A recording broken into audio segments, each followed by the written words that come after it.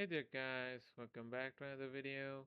Today I'll be showing you how to make custom text on Canva. So the first thing you need to do is open up your Canva website. After that, just head over here to the text option. Click on add a text box, write a text.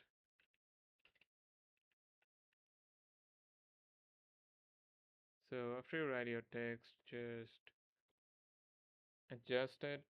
And if you want to like edit the font, just go over here, choose the font of your choice. I'll just go with this one. So as you can see, the font has been changed. And if you want to add effects, go over here and you can like add effects to your text. If you want to change the color, just go over here and change color as you like. So if you want to animate it, you can also animate it in this way.